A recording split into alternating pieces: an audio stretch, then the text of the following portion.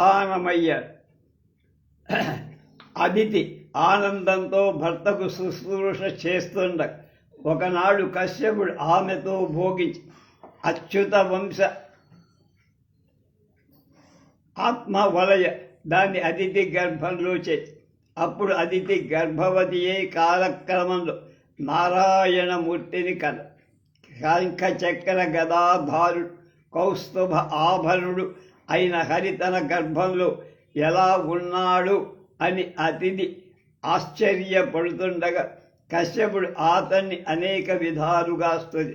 అప్పుడు నారాయణుడు రూపాంతరాన్ని గ్రహించి వామనుడై కశ్యపుడి వెంట ఇంట్లో పెరగటం ప్రారంభించి కశ్యప మహర్షులను పురస్కరించుకొని యుక్త కాలంలో వామనుడికి ఉపనయనం చేయగా సవితా సావిత్రిని ఉపదేశించాడు. అంటే బృహస్పతి యజ్ఞోపవీతం ఇచ్చాడు. కశ్యపుడు మౌంజిని ఇచ్చాడు. అదితి కౌపీనం గోచి కూడా ఇచ్చింది. బ్రహ్మ కమండలు సరస్వతి అక్షమాలిక సప్తర్షులు కుష పవిత్రాలు దర్భలు ఇచ్చారు. ఈ ప్రకారం వామనుడు వడుగై తల్లిదండ్రుల ఆజ్ఞ తీసుకొని బలిచక్రవర్తి దగ్గరకి 3 అడుగుల దానం ఇవ్వమని అడగగా పాతాళానికి తోసేసి స్వర్గలోక రాజ్యాన్ని తన సోదరుడైన దేవతలకిచ్చి మాతృకాంక్షను కోరికను తీర్చి కశ్యపుడే వసుదేవుడు దశరథుడు అవడు. ఒకసారి కశ్యపుడు కద్రువ కోరిక తీరుస్తానని ఆమె చేత అనేక సంవత్సరాలు శుశ్రూష చేయించి తత్ఫలితంగా ఆమెతో క్రీడించారు. ఆ సమయంలో ఈ విషయం ఎరుగని అదితి భర్తతోటి సంభోగం కోరి నూతన వస్త్రధారణతో అలంకరించుగా కశ్యప మహర్షి ఆశ్రమానికి వచ్చి కద్రు సహితుడైన పతి చూసి అదితి మాత్సర్యం వహించి తన ప్రయత్నం విఫలం అవటానికి బాధపడి తాను వాంఛించిన సౌఖ్యానికి అడ్డు వచ్చిన కద్రు కశ్యపులపై కోపి వాళ్ళ నరులై జన్మించమని శాపించి ఆ కారణంలో తర్వాత కశ్యపుడు వసుదేవుడుగా కద్రువ దేవకిగా జన్మించాడు. కశ్యపుడు ప్రతి జన్మలో తనకే విష్ణుమూర్తి కుమారుడుగా అవతరించాలని కోరాడు. విష్ణుమూర్తి అతని కోరిక అంగీకరించి అదితి కశ్యపులకు వామనమూర్తి అయి పుట్టాడు.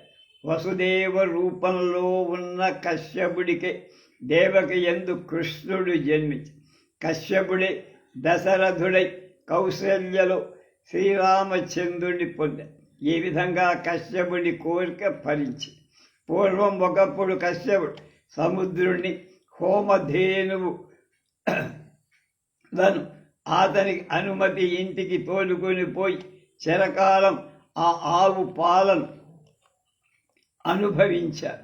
తర్వాత ఒకనాడు సముద్రుడు వచ్చి ఆ హోమధేనువుడు తనకివ్వమని కశ్యపుడిని కోరాడు. కశ్యపుడు ఇచ్చివేయాలనుకొని అతని భార్య అయిన అదితిని కపిలయు ఈయన అంగీకరించని కారణంగా మళ్ళా వెనుదీశారు. ఆ అన్ని ఆవులతో పాటు కపిలదేవి ఉంది నేను దాన్ని కూడా అడిగితే ఇవ్వద్దని చెప్పిందా. సముద్రుడు బ్రహ్మతో చెప్పుకున్న ప్రయోజనం లేకపోగా కశ్యపుడు భూమిపై గోపాలకుడై పుడతాడు కనుక ఆ పట్టమని శపించారు. కనుక ఆ శాపం చేత కశ్యపుడు వసుదేవుడై పుట్టి కంసుని గోగణానికి అప్పుడు అధిపతి.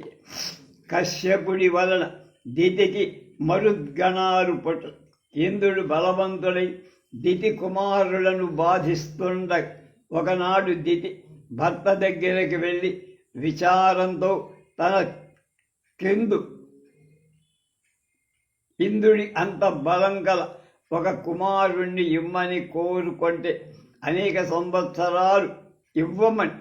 సంవత్సరాలు శుశ్రూష చేసి కశ్యప మహర్షి ఆమె కోరిక తీర్చారు.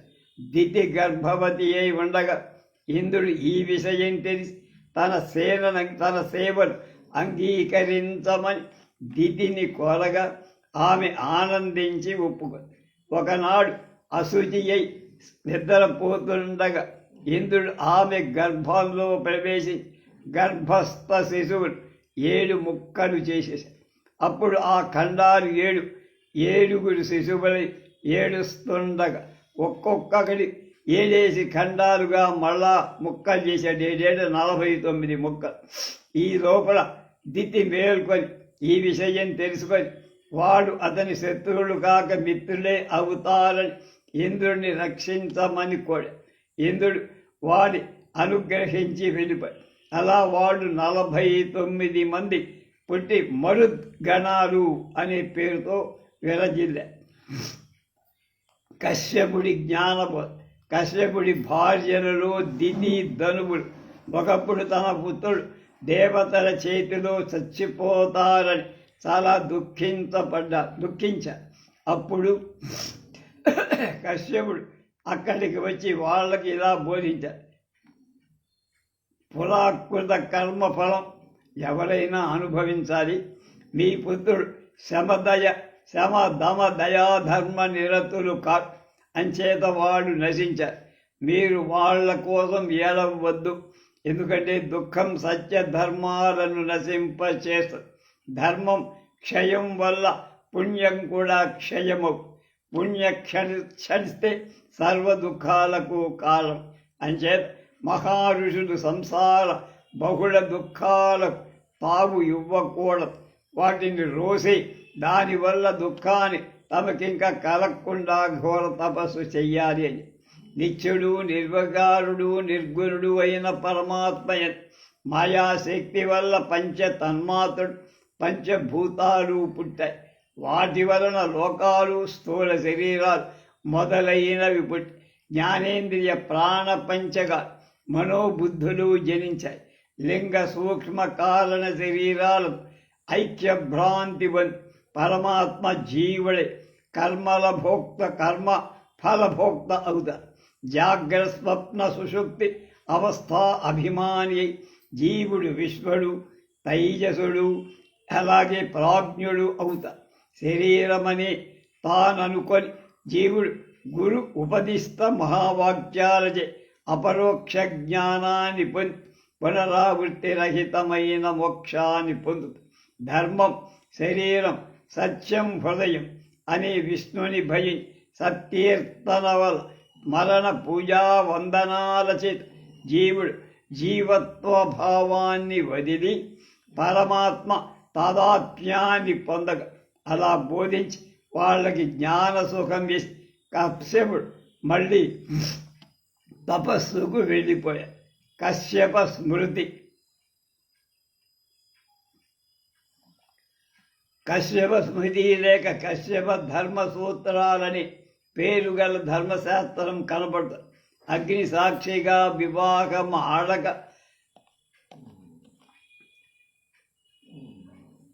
ఇంటిలో ఉంచుకొని ఉన్న స్త్రీ భార్య కాదాలదని ఆమె దేవపితృ కార్యాలలో పాల్గొనటానికి అర్హురాలు కాదని కశ్యపుడు చెప్పిన శ్లోకాన్ని బోధాయన మహర్షి చెప్పారు. విశ్వరూప హరదత్తాదులంతా కశ్యప స్మృతి నుండి ఉదాహరించి ఉన్నవాడు. కశ్యప మహర్షి క్షమాగుణంలో ప్రకాశిస్తూ తెలిపిన వాక్యాలకు కశ్యప గీత అని పేరు. దానిలోని ప్రధాన భావం వేదాలు యజ్ఞాలు శౌచం సత్యం విద్య ధర్మ సచరాచరమైనటువంటి జగత్తంతా క్షమలోనే నిలిచాయి. తపస్వాధ్యాయ యజ్ఞకర్మ బ్రహ్మ విధులు పొందేటువంటి పుణ్యగతులు క్షమావంతులు పొందుతారు అని చెప్పాడు కశ్యపకి.